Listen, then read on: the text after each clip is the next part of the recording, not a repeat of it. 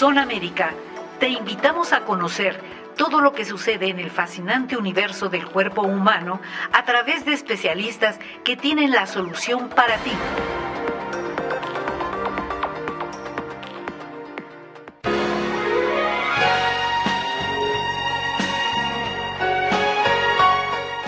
¿Qué tal? Muy buenas tardes. Bienvenidos a una emisión más del programa En Opinión de un Médico Nikkei. Yo soy el doctor José Luis Akaki y estoy transmitiendo desde el Hospital Ángeles Metropolitano a través de la red de Promo Estéreo. Como mencioné en la promoción de hoy en la mañana, pues ya la mayoría de la gente ya anda de vacaciones. Esta semana ya andan algunos en la playa, otros en el campo, con un cambio de vida diferente, relajados, tranquilos, haciendo cosas que normalmente no hacen en época de trabajo y sobre todo degustando alimentos muy ricos en las zonas por donde se encuentran.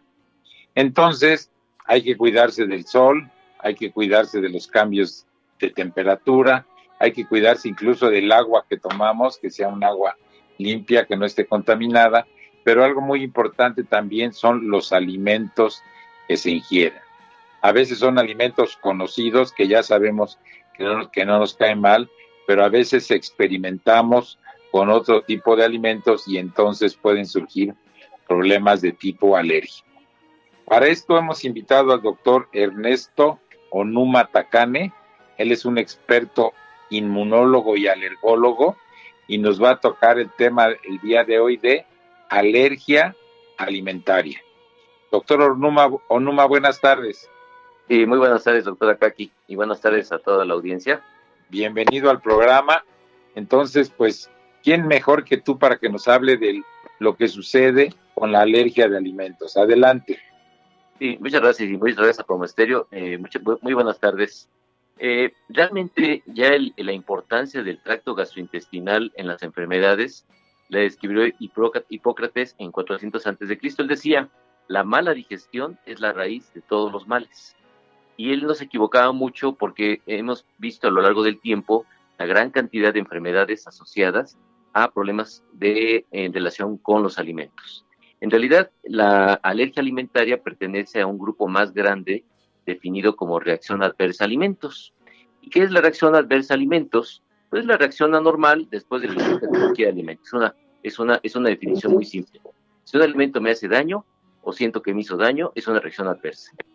Evidentemente, no todas las reacciones adversas a alimentos, si como algo y me hace daño, se pueden corresponder a un capítulo asociado a la alergia alimentaria. Por eso en medicina, evidentemente dividimos las reacciones adversas a alimentos, o sea, cualquier reacción que tengo anormal a un alimento, en reacciones que se llaman inmunológicas, cuando el sistema inmunológico está involucrado en las causas y en los síntomas producidos por este alimento, y en reacciones que se llaman no inmunológicas, y que en términos médicos se le llama intolerancia alimentaria. Y es interesante porque el término inmunológico habla de hipersensibilidad alimentaria, que ya es una enfermedad, y allí incluimos a la alergia alimentaria y las enfermedades autoinmunes por alimentos. Y en la cuestión no inmunológica o intolerancia alimentaria se incluyen muchos de los efectos de los alimentos que a veces se confunden con síntomas alérgicos, pero que realmente no son síntomas alérgicos. Un ejemplo es, por ejemplo, los pacientes que hacen un poco de gastritis con café. A veces hablan, tengo una alergia al café porque me da gastritis el café, y realmente no es una alergia, sino es una intolerancia alimentaria. O las gentes que si toman vino tinto, y los taninos del vino tinto les causan dolor de cabeza o palpitaciones, pues no son alergias reales a alimentos, sino se habla de intolerancia alimentaria. Y ese concepto es muy importante porque a veces se abusa del término de alergia alimentaria cuando uno tiene alguna reacción a algún alimento.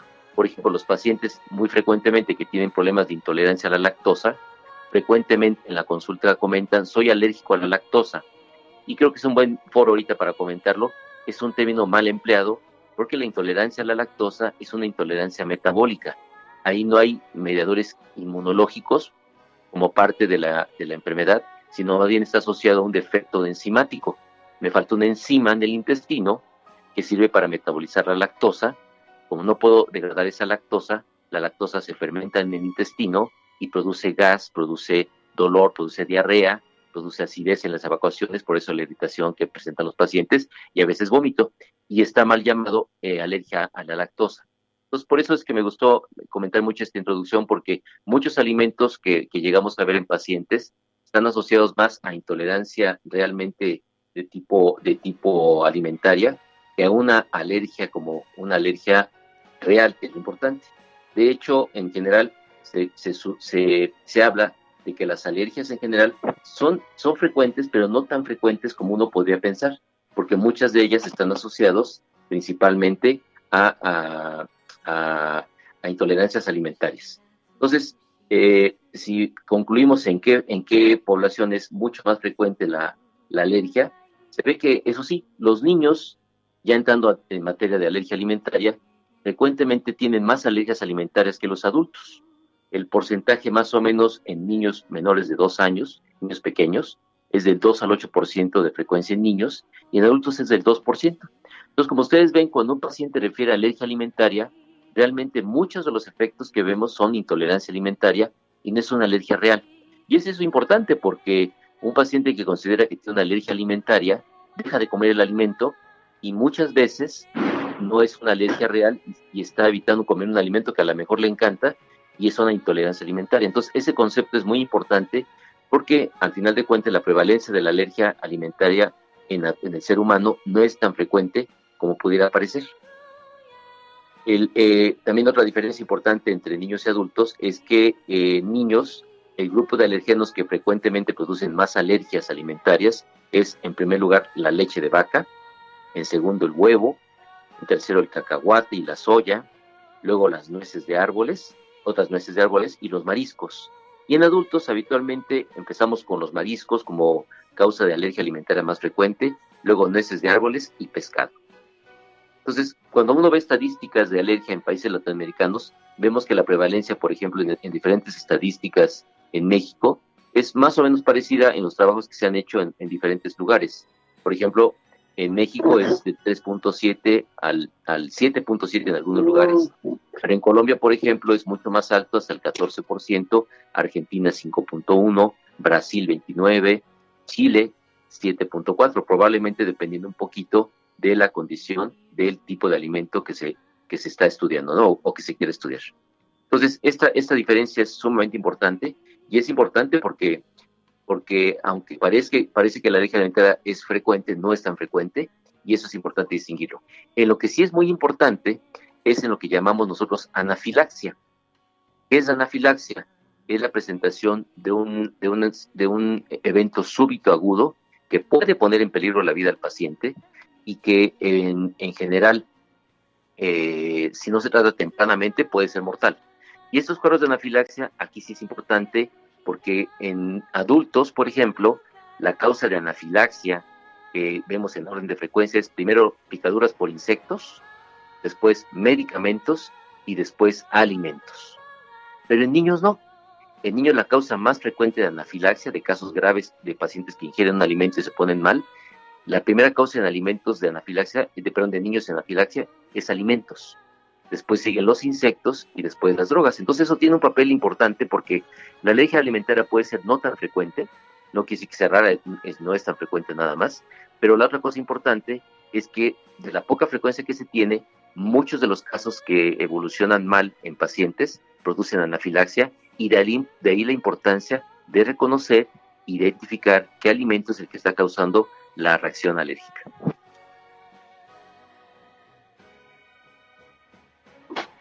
En general, estas dos presentaciones se distinguen mucho por el tipo de manifestaciones que presentan. Por ejemplo, la mayoría de las alergias alimentarias, uno considera que el paciente, al ingerir el alimento, lo considera alérgico cuando empieza con síntomas locales en la boca. Por ejemplo, un paciente que ingiere durazno, o se come una manzana, o se come un plátano, o se come un camarón, o se come un cacahuate, una nuez, y empieza con síntomas de comezón en la boca al comerlo, se le inflama la lengua, siente comezón en el paladar, siente un poquito de sensación de que no puede deglutir, y habitualmente como es inmediato, lo deja de comer. A esto en medicina le llamamos síndrome de alergia oral, y es un cuadro asociado en muchos pacientes a la respuesta inmediata al alimento. Pero a veces lo que no sabe un paciente es que muchos alimentos pueden dar síntomas no inmediatos. El otro evidentemente inmediato es el choque anafiláctico, el paciente que se come un camarón y sienta que no puede deglutir, siente que no puede respirar, se marea, vomita, se desmaya, que es un paciente que hace un choque anafiláctico. Entonces esas son las dos formas de presentación agudas. Muchas formas de presentación en pacientes con alergia alimentaria están asociados a síntomas subagudos, que le llamamos nosotros, que no son tan rápidos, que eso es subagudo, o crónicos, que son síntomas que se van evolucionando en pacientes a lo largo del tiempo, y a veces no son síntomas asociados a síntomas locales en la boca. Por ejemplo, un síntoma que es innegable que el paciente sugiere que es alérgico, pues son las ronchas. Si yo me como un camarón y me enroncho inmediatamente, o a la hora o media hora, inmediatamente identifico que fue una alergia. O si me como un camarón y me da un poco de diarrea, o me da vómito, pudiera ser una alergia también. Entonces, hay síntomas que son asociados a problemas cutáneos que pueden ser, pero lo interesante es que muchas alergias alimentarias se pueden manifestar por problemas respiratorios, problemas de cuadros de moco, catarros, estornudos, tos, silbidos, dificultad respiratoria. Y esto es muy frecuente en los primeros 2 años de la vida, y el alergeno más frecuente en estos casos es la leche de vaca.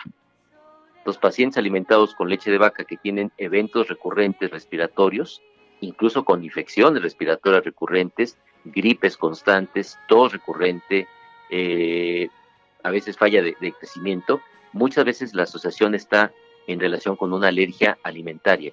Entonces, es importante pensar que la alergia alimentaria no nada más me va a dar cuadros gastrointestinales, sino pueden ser también respiratorios, cutáneos, digestivos, etcétera. Sin embargo, también es importante saber que, por ejemplo, un paciente que ha hecho un evento de diarrea después de que comió un camarón, a lo mejor el camarón, ahora hablando de vacaciones que comentaba el doctor Akaki, a lo mejor el camarón no estaba bien y me dio diarrea y no soy alérgico al alimento.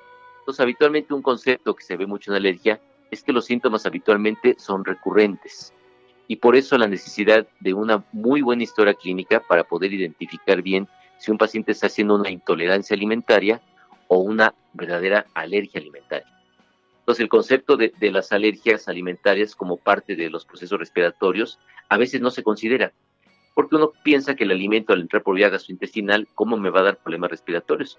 Pero se sabe que es un factor que está muy asociado en algunos pacientes y que esto favorece muchas enfermedades respiratorias.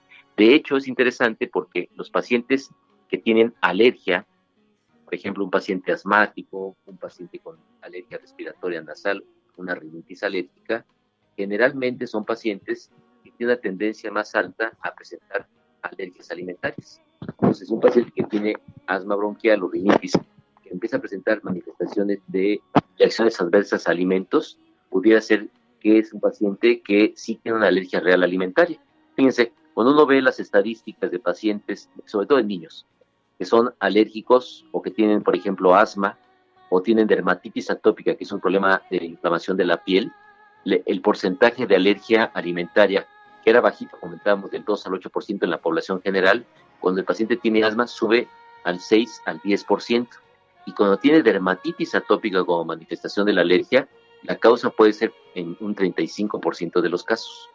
Entonces, fíjense cómo cuando uno estudia un paciente alérgico, se tiene que ver, ahora que están de moda las comorbilidades, si un paciente que llega al consultorio y refiere una reacción adversa a un alimento, ver si el paciente tiene antecedentes de asma o dermatitis atópica o rinitis alérgica, porque entonces lo más probable es que su reacción adversa al alimento sí sea de origen alérgico y no sea una intolerancia alimentaria. Y eso es importante por el pronóstico que tenemos del paciente en relación con el tratamiento que se pueda dar del paciente.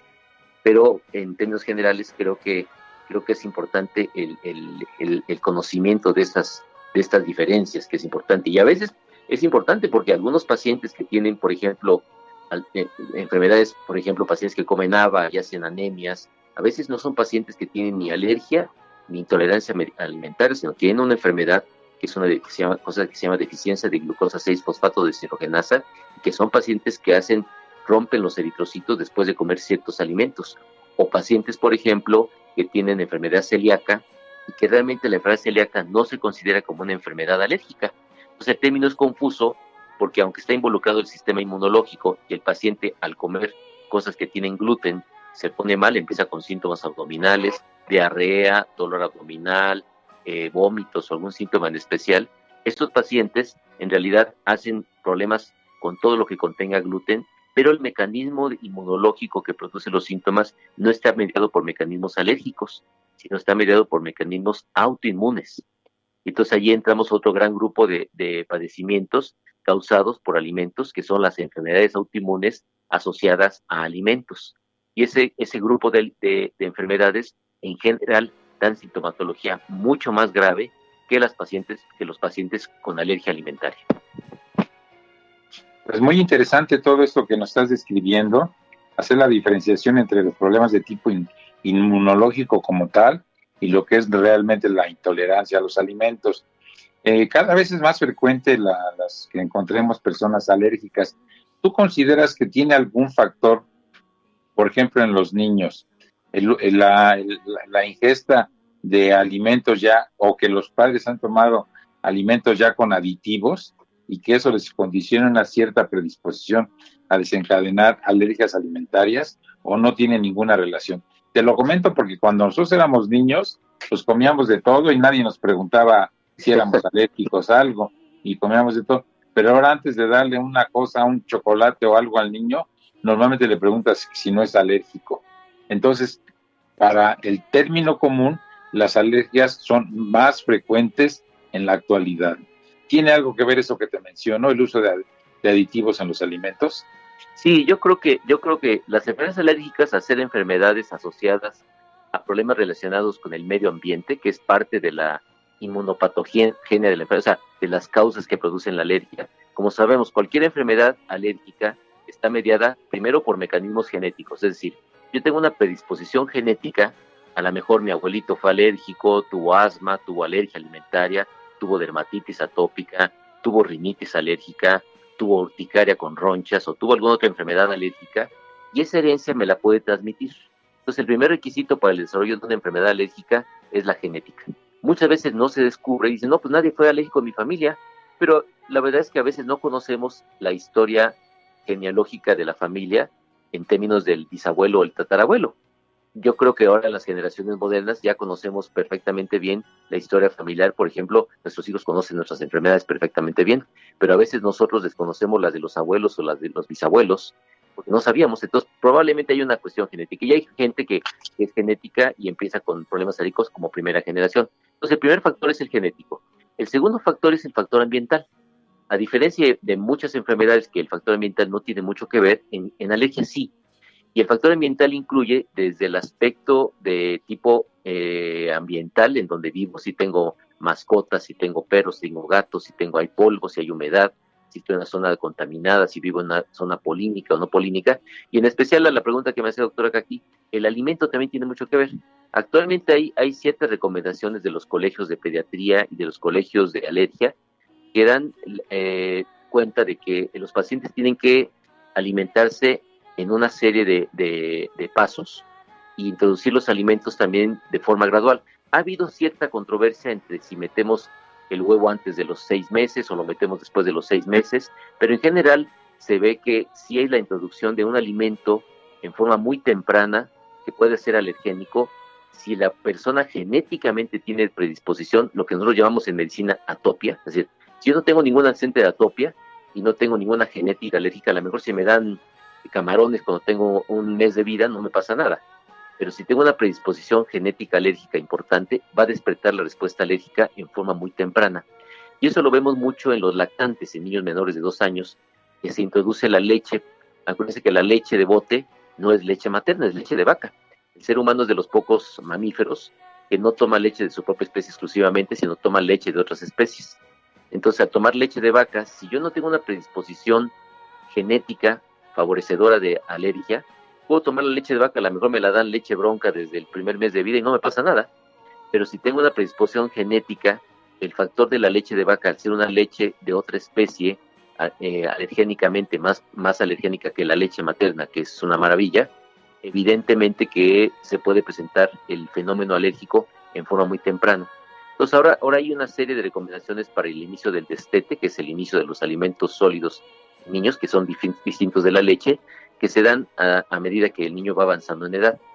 Y el prolongar el seno materno se ha visto que es un factor importantísimo de protección para evitar las alergias. Entonces, siempre la recomendación que se hace en pacientes es primero conocer si genéticamente el niño tiene predisposición alérgica a algún alimento genéticamente, y ya en base a la predisposición es la recomendación que se hace en pacientes, que es la introducción tardía de algunos alimentos. Y evidentemente lo que estamos viendo ahora es que hay dos factores importantes en alergia para el diagnóstico, y por eso han aumentado tanto las enfermedades alérgicas. Una es que evidentemente todo lo que tiene que ver con aspectos ambientales, aditivos alimentarios, contaminación alimentaria, desde la producción del alimento, desde el agregado de componentes para mantener los alimentos aparentemente frescos por más tiempo, que son los aditivos y los colorantes y los conservadores, tienden a favorecer muchos fenómenos alérgicos, pero también estos aditivos también tienden a permitir que haya sintomatología asociada a estos aditivos, que pueden favorecer que tengan los pacientes síntomas. Por ejemplo, las altracinas son colorantes que pintan de amarillo y pueden favorecer la presencia de alergia. Por ejemplo, el metabisulfito de sodio hace que los pacientes puedan tener hipertensión. Algunos alimentos tienen cafeína o tiramina o histamina, que también tienen ciertas manifestaciones. Y algo muy importante, muchos alimentos pueden tener también contaminación microbiana, con parásitos, bacterias o virus, y eso semejar síntomas a veces de tipo alérgico, porque el paciente los come y le da una diarrea y un vómito. Y es frecuente pacientes que dicen, no, ya no como camarón porque me intoxiqué con ellos. Bueno, se intoxicó o fue una alergia. Y entonces eso es lo importante, porque entonces el paciente, si es una alergia, ya no puede comer el alimento. Pero si se intoxicó, mejor que vaya a un buen restaurante y que no le vaya a pasar eso. Pero sí, efectivamente, el factor genético ambiental es muy importante. Y ahora se habla mucho de factores ambientales que se asocian a cambios genéticos, pero no, en los cambios genéticos lo que pasa es que un gen tiene una modificación de un aminoácido y eso da una proteína específica que es anormal. Ese es un cambio genético. Pero hay pacientes que a veces el factor genético, el factor ambiental, cambia la expresión de ese gen y esa proteína no se expresa como debe ser, y a eso le llamamos actualmente la epigenética. En la epigenética no hay cambios, no hay un reemplazo de aminoácidos, sino lo que pasa es que los mecanismos que permiten la expresión de un gen se modifican y no se expresa.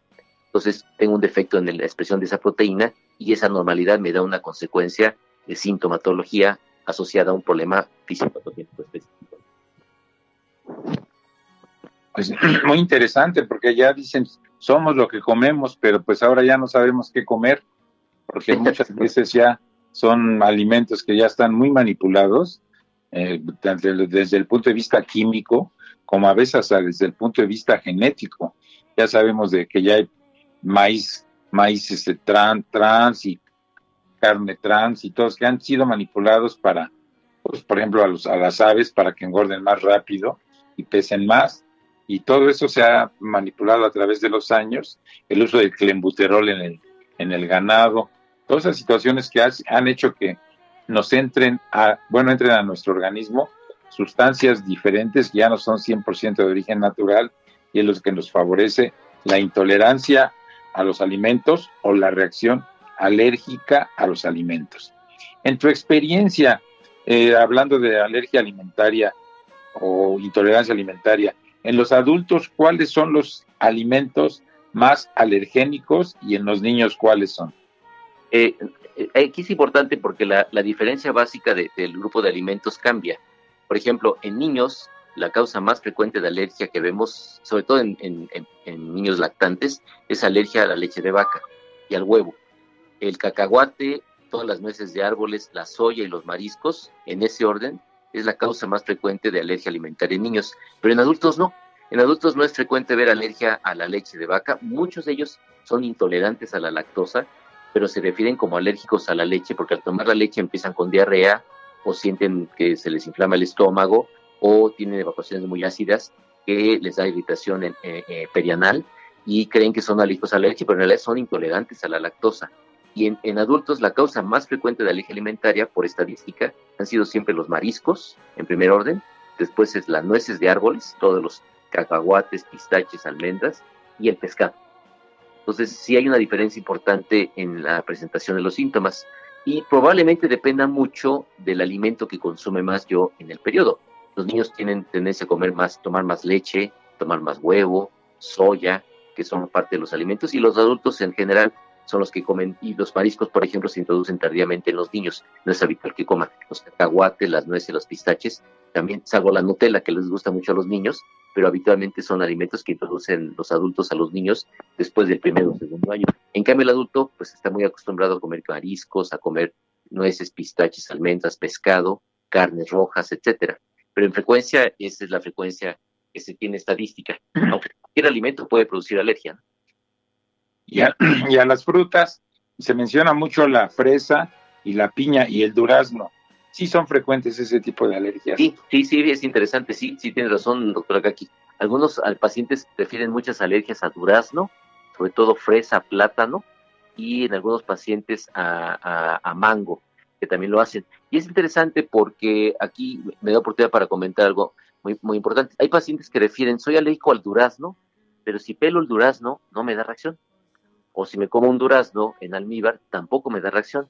Y eso es porque el procesamiento de un alimento puede bajar la alergenicidad del alimento cuando se procesa diferente. Por ejemplo, si yo me como un durazno directo del árbol o directo del mercado, lo lavo, evidentemente, pero me lo como con cáscara, muchas veces el alergeno está en la cáscara del alimento. Entonces, cuando lo pelamos, aunque es durazno, quito la cáscara, ya no me da una reacción. Porque el alimento, no todo el alimento produce una respuesta alérgica. Hay lo que se llama determinantes alergénicos, que son pequeñas porciones del alimento, por decirlo así, que son las que producen la respuesta inmunológica alérgica. Y cuando esa pequeña porción se modifica porque el alimento se cose o el alimento se le quita porque puede ser en la cáscara, el alimento deja de dar reacción. Entonces, claro, ahí hay un peligro porque el paciente dice, doctor, yo me como un durazno y se me inflama la garganta, no puedo respirar y me voy al hospital.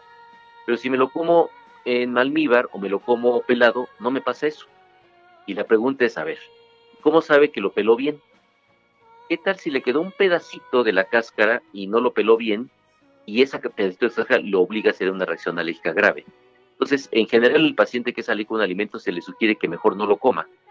Porque el otro problema que tenemos enorme en los pacientes con alergia y que se ha visto mucho es que muchos niños que desarrollan alergia alimentaria, muchas veces con el tiempo esa alergia puede tener tendencia a desaparecer entre los 6 o 7 años de edad, siempre y cuando el niño no come el alimento. Pero en adultos, habitualmente el paciente que es alérgico a un alimento y lo hace de adulto, ya se queda alérgico a ese alimento prácticamente de por vida. Entonces no tenemos actualmente una terapéutica específica para eso. Ya hay ensayo, por ejemplo, en manejo de pacientes con alergia alimentaria, de iniciar vacunas alimentarias, y se ha visto una buena respuesta en trabajos que se han hecho en niños, en alergia al cacahuate, al huevo, a la leche como tal, y se ha visto que hay una muy buena respuesta. Sin embargo, la respuesta clínica del paciente vacunándolo un tiempo largo muchas veces depende de que el paciente, al desensibilizarse con los tratamientos alérgicos, se tiene el paciente que seguir alimentando con el alimento, porque si no esa desensibilización desaparece. Entonces casi es obligatorio que el paciente que tratamos para alergia al cacahuate tiene que, después de suspender el tratamiento y que ya tolera el cacahuate muy bien, tiene que seguirlo ingiriendo en sus años siguientes, porque al dejarlo de comer se puede volver a sensibilizar. Entonces no se ve el éxito que se ha visto, por ejemplo, en las alergias inhalatorias, que los pacientes que se vacunan para una alergia inhalatoria o respiratoria pueden durar prácticamente en remisión clínica después de 5 o 6 años de vacuna, prácticamente toda su vida, y ya no recaen, o por lo menos recaen después de 15 o 20 años de una buena calidad de vida sin medicamentos y sin vacunas. Entonces todavía hay mucho que estudiar en los casos de las alergias alimentarias. Y tú, para las personas que van a viajar y que no saben si van a tener alguna reacción alérgica o intolerancia a alimentos, ¿qué les sugerirías que lleven en su botiquín? Un botiquín de primeros auxilios para cualquier reacción alérgica. Aquí habría que ver qué tipo de población. Si es una población, digamos, sana, que el paciente nunca ha tenido problemas alimentarios de ningún tipo y no hay antecedentes alérgicos en la familia importantes, si el paciente no tiene una comorbilidad alérgica asociada, porque ya comentábamos al principio de la charla que los pacientes que tienen enfermedades alérgicas tienen más riesgo de producir alergia alimentaria, como ocurría ahora que está de moda el COVID, que a los pacientes que les iba más mal eran a los pacientes que tenían una asociada a la infección por COVID. Aquí es igual en alergia. Si yo no tengo un antecedente alérgico importante y no tengo una enfermedad alérgica de base que no soy asmático, no tengo dermatitis atópica, no tengo rinitis, en realidad la comida tiene que cuidarse en términos de la posibilidad, pero de una intolerancia alimentaria.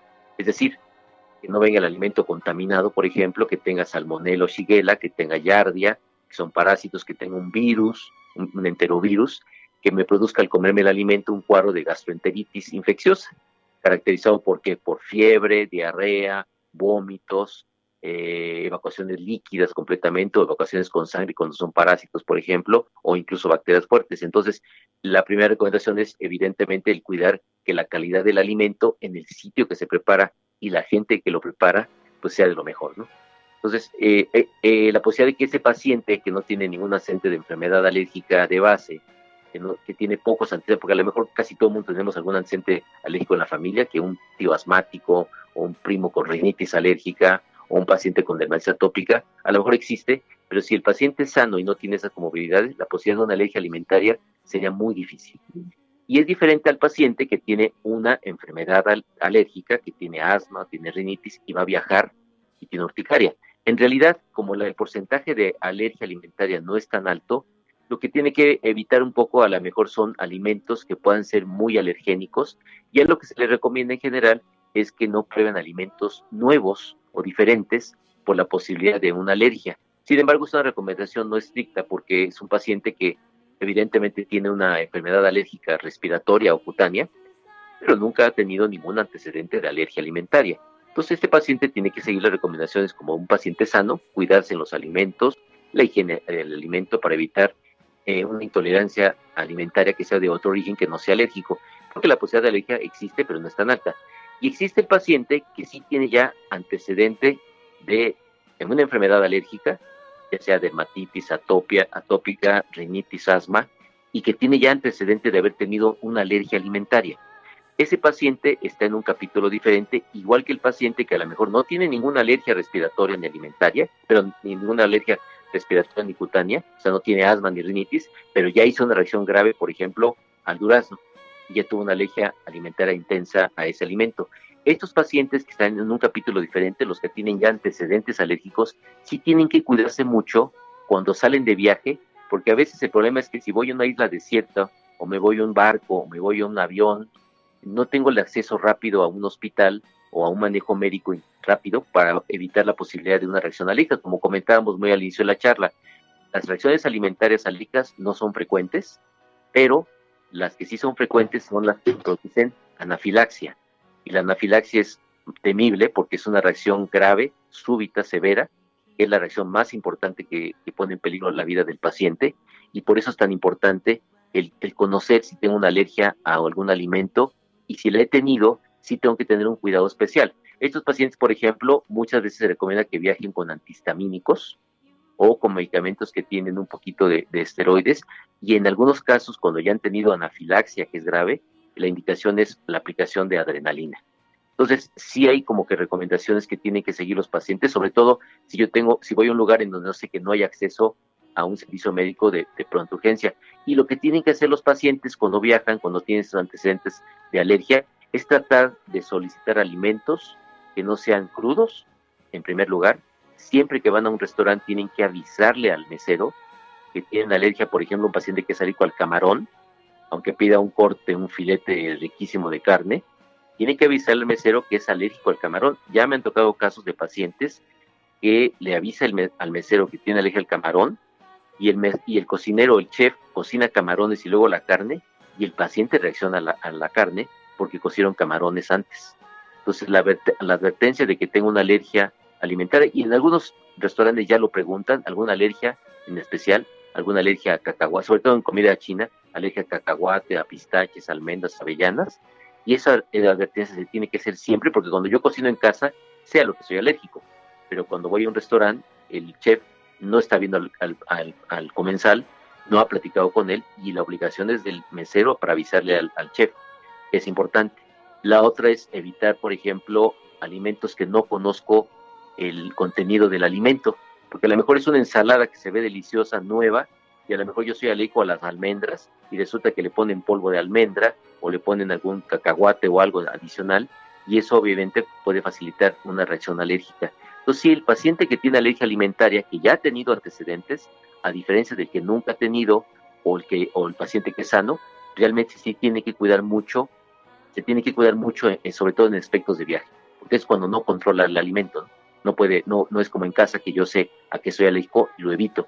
Y eso es muy importante. Hay que leer las etiquetas de los alimentos para ver si el alimento, ya ahora por ley ya están obligados los procesadores de alimentos, a indicar en la receta si el alimento está procesado con trazas de leche, trazas de soya, trazas de cacahuate, y esa es una indicación que se hizo por ley, que se obligó a los fabricantes de alimentos a que pusieran si el alimento contenía alguna otra contaminación por las máquinas en las que se procesaban, precisamente pensando mucho en los pacientes que hacen anafilaxia a los alimentos, o sea, que se ponen graves con los alimentos, o simplemente que tiene síntomas que son alérgicos alimentarios porque son muy desagradables, ¿no?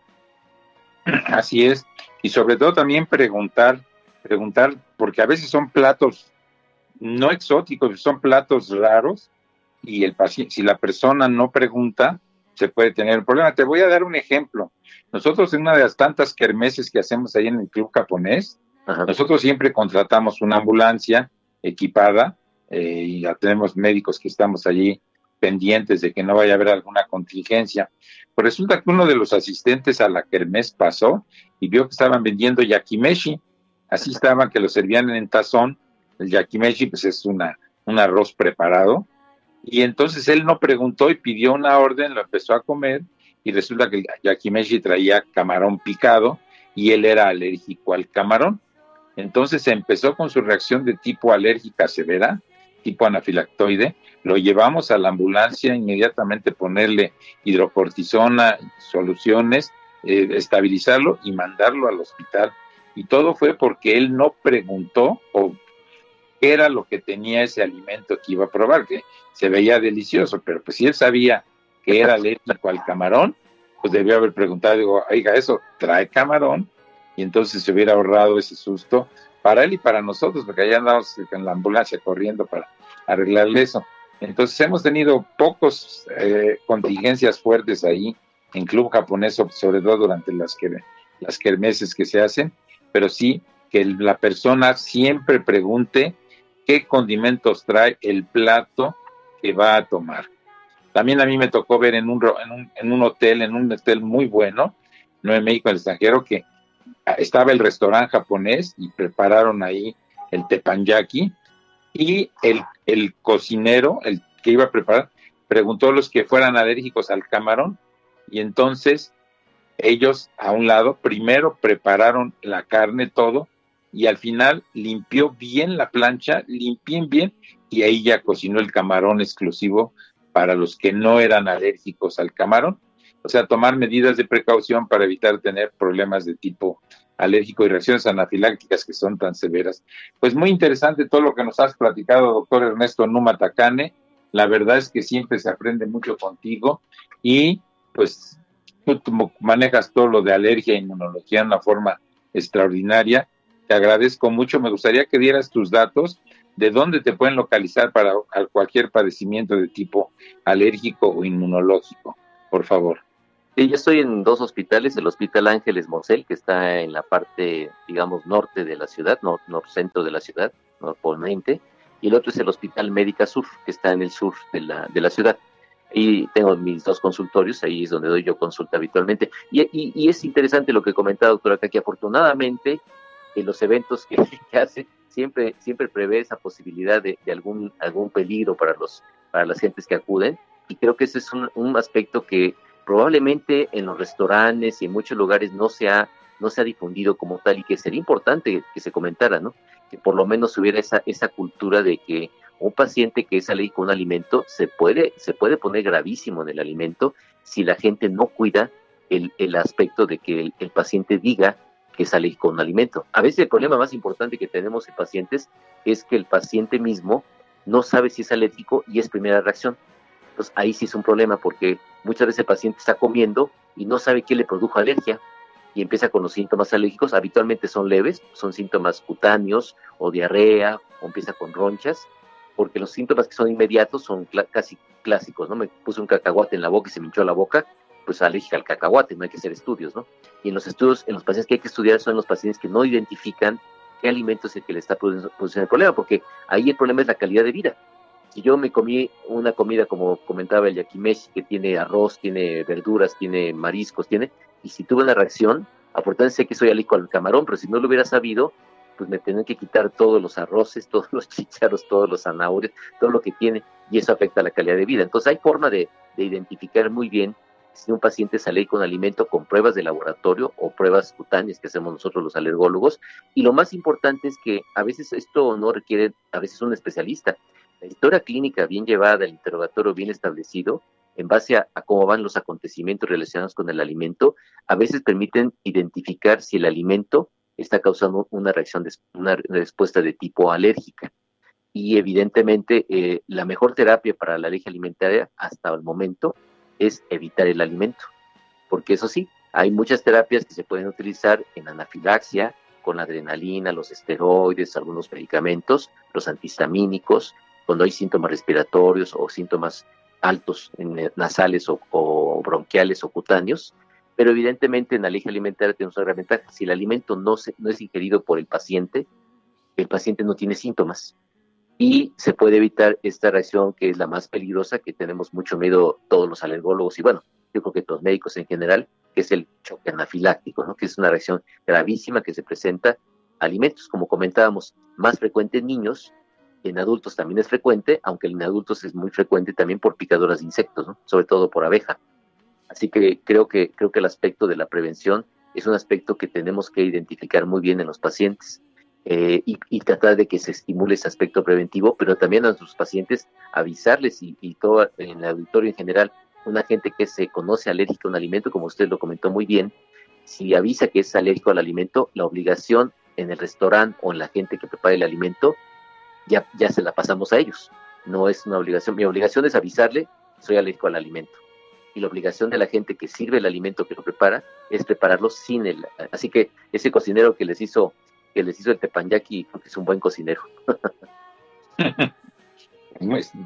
Se veía que estaba muy rico, pero sí, nos han pasado 2, 3, una vez se nos infartó uno de la mesa directiva, empezó a tener dolor, lo llevamos a la ambulancia, le tomamos el electrocardiograma, infarto, de allí directo a su hospital, ¿no? A donde él tenía el servicio, pero estaba trabajando en la kermés cuando le empezó el dolor. O sea, sí son detalles que nos han pasado, por eso siempre hay que estar prevenidos, tener todas las medidas para resolver el problema médico lo más rápido posible. Pues doctor Ernesto Numa Tacane, ¿no nos dice algún teléfono donde te puedan contactar?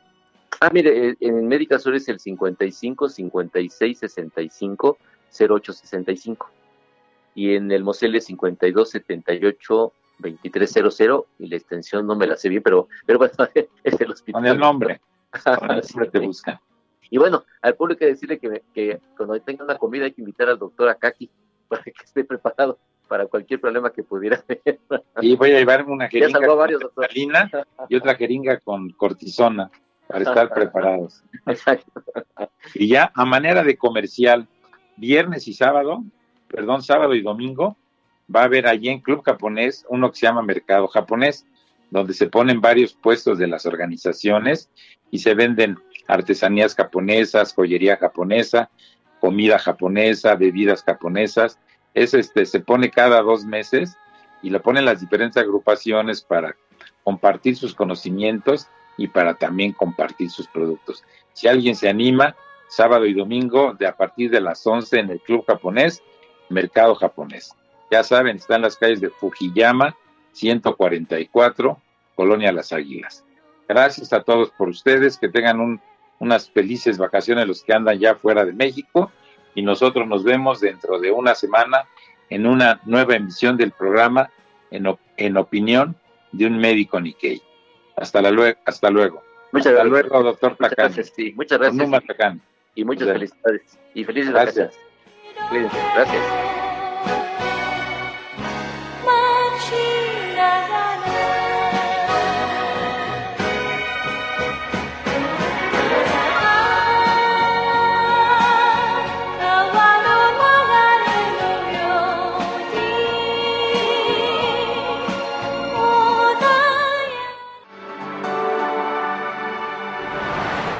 aquí con la información.